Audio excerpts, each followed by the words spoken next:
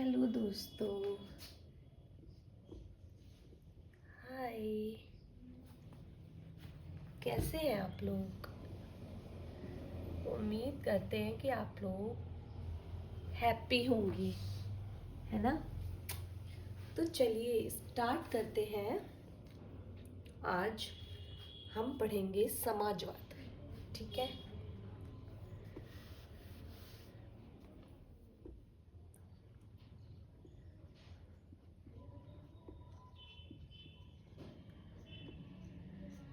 समाजवाद। ठंड बहुत हो रही है दोस्तों, और मेरी तबीयत भी बहुत ज़्यादा ख़राब है, लेकिन फिर भी मैं आप लोगों के लिए वीडियो लेकर आई हूँ, क्योंकि अगर हम आगे नहीं बढ़ाएंगे, पॉलिटी को बीच में रुक जाएंगे, तो फिर काफ़ी नुकसान हो जाएगा ना हमारा और आपका। तो चाहे तबीयत ख़राब हो, चाहे कुछ भी हो, कितनी भी चुनौतियाँ आए, हम उसका सामना करके आगे ज़रूर बढ़ेंगे, है ना? तो चलिए इसी के साथ अपने टॉपिक को आगे बढ़ाते हैं। समाजवाद, ठीक है, पॉलिटी का ही टॉपिक है। समाजवाद दो प्रकार का होता है, ठीक है? टू टाइप्स होते हैं इसके, दो प्रकार का। नंबर 1 लोकतांत्रिक,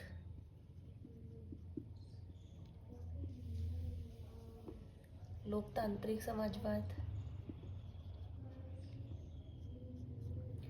नंबर 2 साम्यवादी समाजवाद, साम्यवादी समाजवाद, ठीक है। अब जो लोकतांत्रिक समाजवाद है, ये वाला लोकतांत्रिक समाजवाद, ये एक ऐसा समाज है जिसमें गवर्नमेंट और प्राइवेट दोनों काम कर रहे हैं। इसमें क्या है? गवर्नमेंट और प्राइवेट दोनों ही लोग काम कर रहे हैं। जैसे कि भारत, जैसे कि भारत भारत क्या है? लोकतांत्रिक। भारत में क्या है? लोकतांत्रिक समाजवाद, जिसमें गवर्नमेंट और प्राइवेट दोनों ही मिलकर काम कर रहे हैं। और इसमें भारत में क्या है? मिक्स्ड इकोनॉमी है, ठीक है? क्या है भारत में? Mixed economy.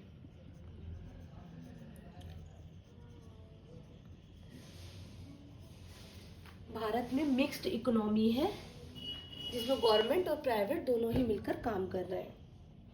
ये तो हो गया लोकतांत्रिक समाजवाद, ठीक है। अब ये आपका आ गया साम्यवादी समाजवाद। इसका क्या है कि ये जो है प्राइवेट, जैसे कुछ इसमें क्या कहते हैं कि प्राइवेट वगैरह कुछ नहीं होता इसमें। तो ये जो है नेशनलाइज्ड है, इसमें प्राइवेट नहीं होता, ठीक है? ये नेशनलाइज्ड है इसको।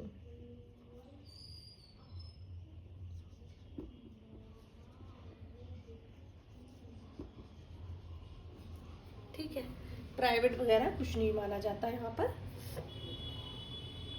तो अब मैं आपको बताती हूँ, ये तो आप समझ गए होंगे, ठीक है? अब मैं बताती हूँ लोकतंत्र। देखिए, एक होता है लोकतंत्र।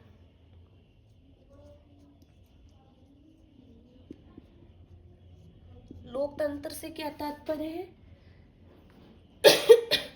लोक प्लस तंत्र, यानी अर्थात लोगों का शासन, है ना? मैं ऊपर लिखती हूँ, एक मिनट ऊपर लिखती हूँ।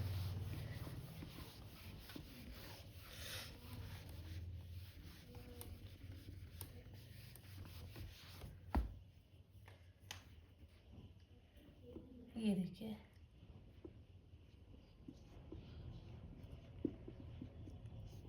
लोकतंत्र,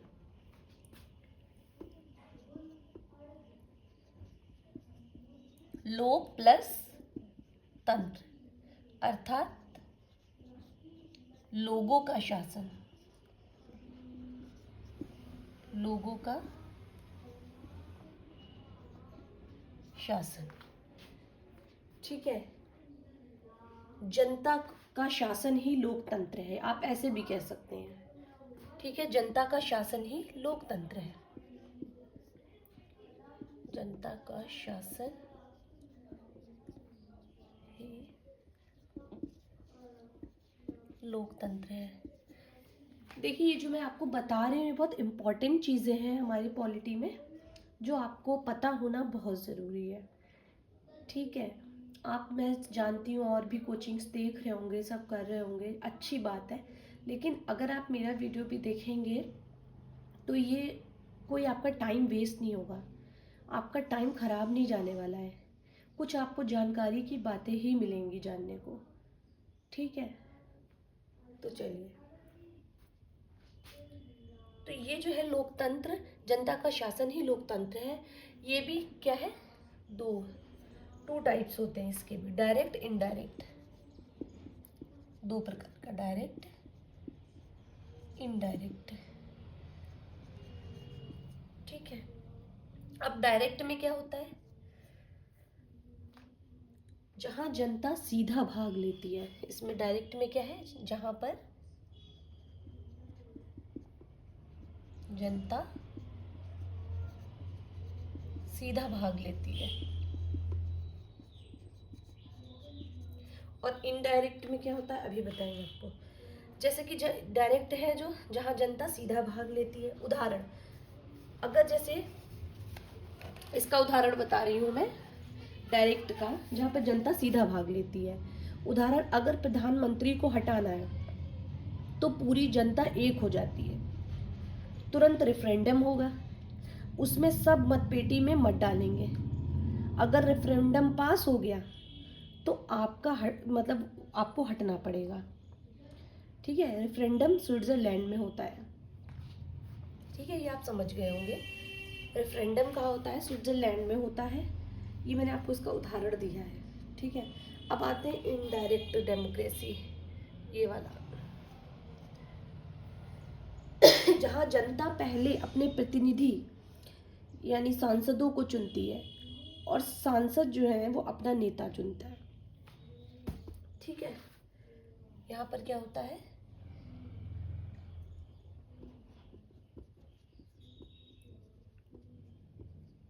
पहले जनता अपने प्रतिनिधि, ब्रैकेट में लिख देती हूँ, सांसद को चुनती है। ठीक है, और जो ये सांसद है, जो प्रतिनिधि है, वो क्या अपना नेता चुनता है।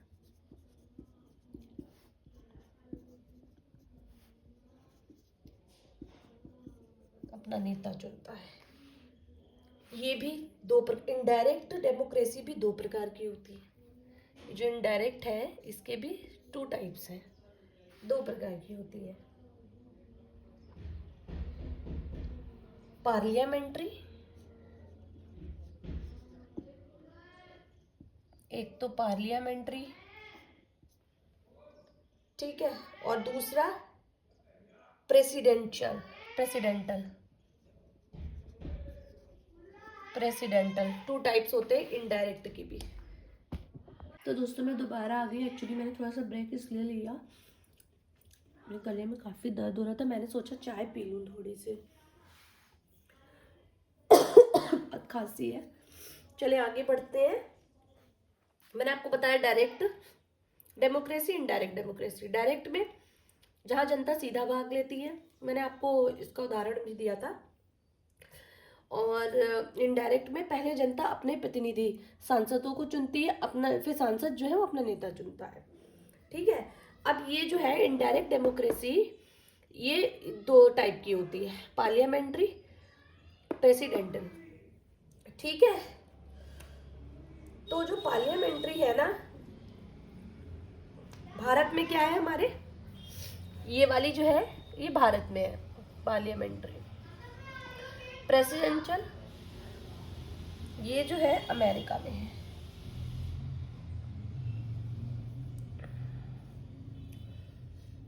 ये जो है वो अमेरिका में है। ठीक है, तो चलिए आगे बढ़ते हैं। इसके जो है पार्लियामेंट के ये 3 अंग होते हैं इसके। अभी मैं नीचे इसको इरेज करूँ फिर बताती हूँ। देखिए पार्लियामेंट के 3 अंग हैं, क्या क्या है? लोकसभा,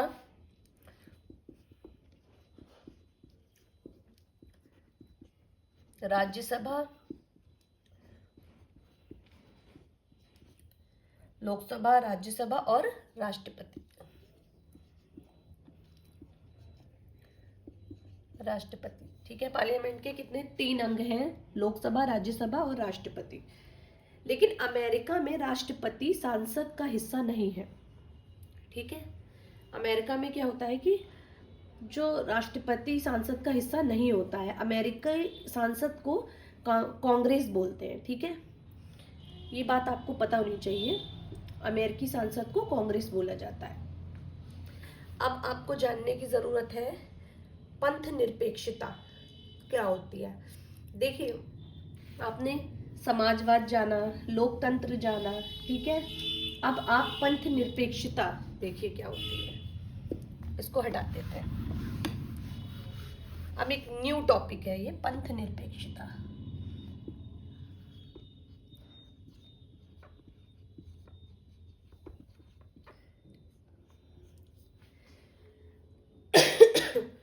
भारत क्या है?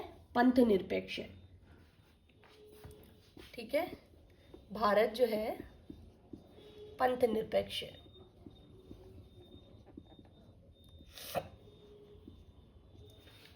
भारत पंथ निरपेक्ष है और 3 प्रकार के देश होते हैं। देश कितने प्रकार के होते हैं? 3 प्रकार के देश होते हैं। देखिए एक तो नास्तिक होते हैं, है ना, एक तो नास्तिक होते हैं। दूसरा होते हैं थियोक्रेटिक स्टेट, ठीक है। तीसरा होता है सेक्युलर स्टेट, ठीक है। तो जो नास्तिक होते हैं देश, जैसे चीन, नास्तिक जो है जैसे चीन, मैक्सिको,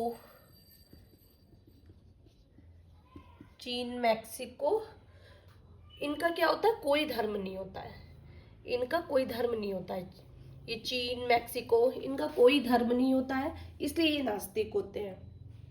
और थियोक्रेटिक स्टेट कैसे होते हैं? जिनका एक ऑफिशियल धर्म है। थियोक्रेटिक कैसे होते हैं? एक ऑफिशियल धर्म होता है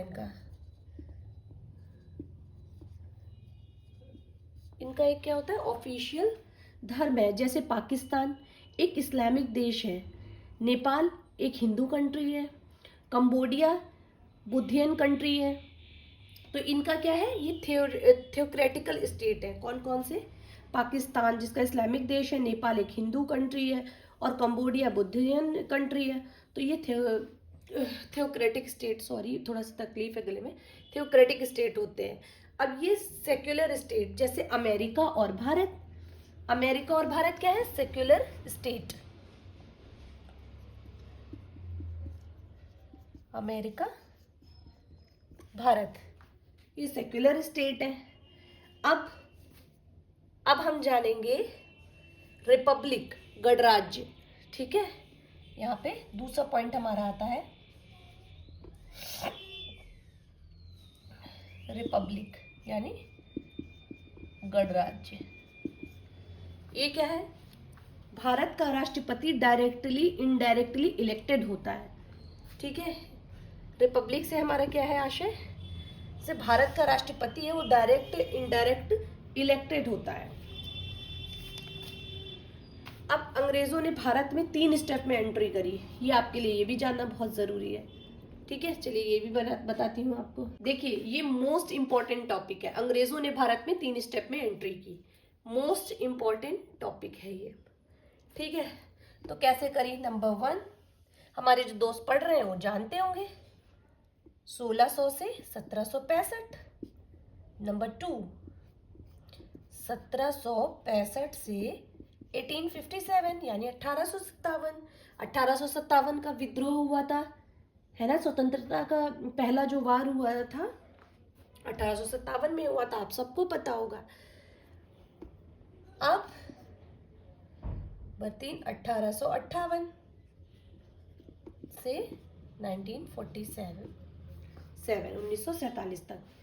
तो इतने स्टेप में अंग्रेजों ने भारत में अपनी एंट्री की थी। अब उसके बाद क्या हुआ, धीरे धीरे सब कुछ बदलता गया, ये सब मैं आपको आगे बताऊंगी, ठीक है। तो चलिए आज की वीडियो यहीं तक रखते हैं, क्योंकि ज़्यादा बड़ी वीडियो होगी तो आप लोग फिर नाराज़ होंगे, बड़ी बड़ी वीडियो आप लोग ध्यान नहीं देंगे। तो छोटे छोटे स्टेप में हम लोग काफ़ी कुछ समझने की कोशिश करेंगे। और दोस्तों आप प्लीज़ सपोर्ट करिए, लाइक एंड शेयर करिए। एक बार कमेंट में ज़रूर लिखिए आपका नाम क्या है। अगर आप ये लिखेंगे तो इससे मुझे बहुत अच्छा लगेगा, ठीक है। मुझे बहुत खुशी होगी, आप लोग अपना अपना नाम बताएंगे, अपना परिचय देंगे तो मुझे काफ़ी अच्छा लगेगा। चलिए मिलते हैं नेक्स्ट वीडियो में एक शानदार वीडियो के साथ, एक इम्पॉर्टेंट नोट जिसमें मैं लेकर आने वाली हूँ। तो please keep smile and take care. Bye, खुश रहिए।